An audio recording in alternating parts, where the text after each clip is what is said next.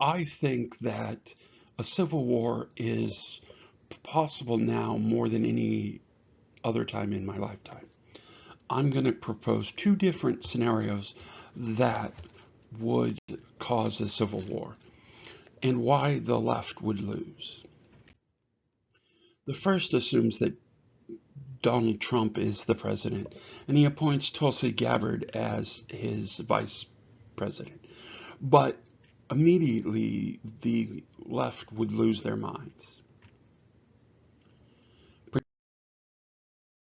particularly after Trump pardons himself and pardons all of the supposed January 6 patriots.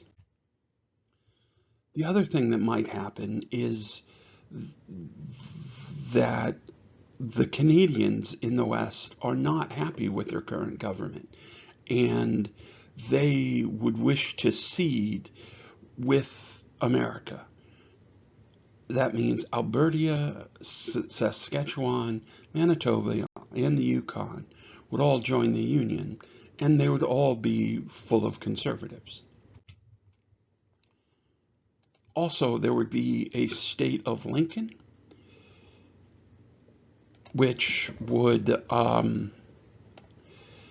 be Eastern Washington and Eastern Oregon, and their capital would be Spokane.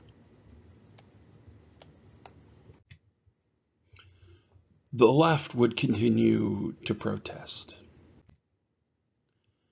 And as Trump attempted to deport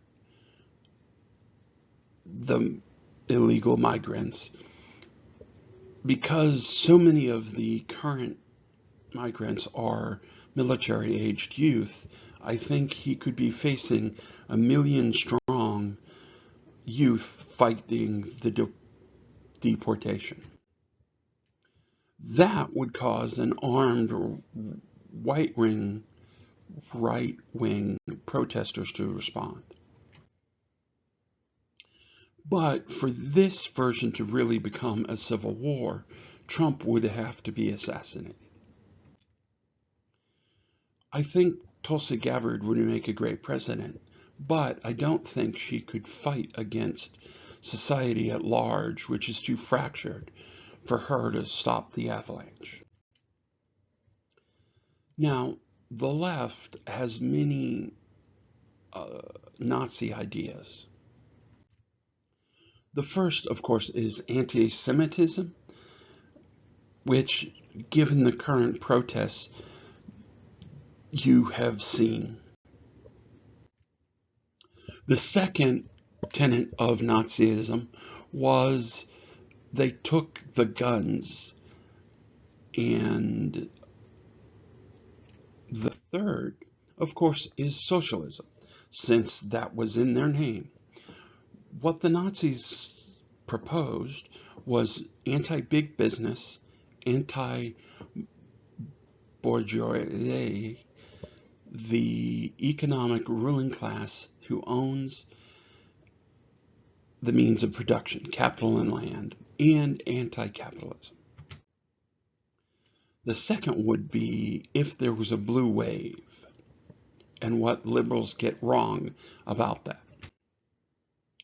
Now, of course, there would be voter irregularities, but even the illusion of irregularities would, I think the right would lose at this time.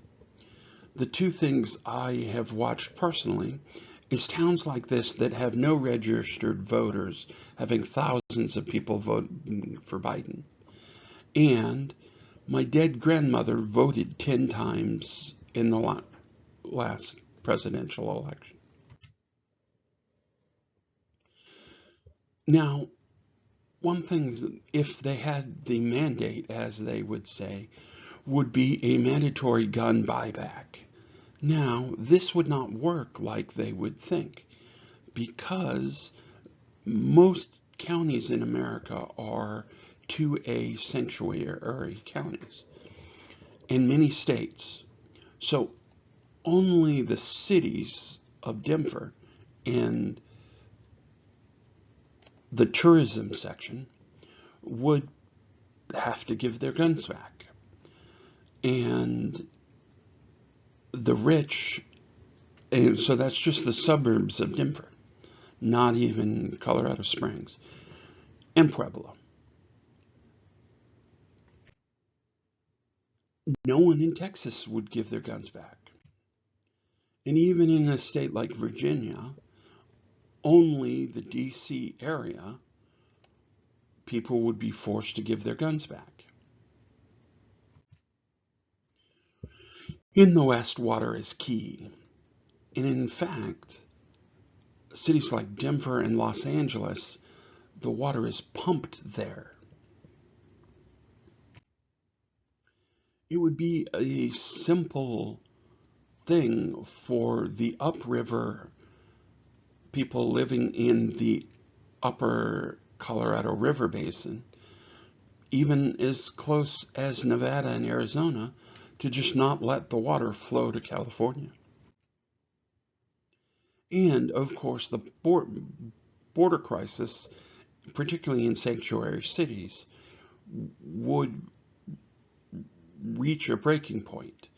Now, there is no good data on this, but if you look at even this chart of interactions or apprehensions, and these are just the migrants that they're apprehending, detaining, not the ones they let go or the ones they do nothing about.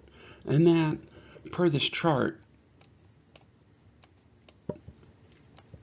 would be 3.6 million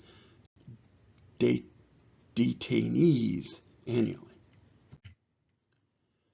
Do the things, please comment, like, subscribe, and if you want to contact me directly, you can contact me at steelwolf_Willie at hotmail.com. Thank you.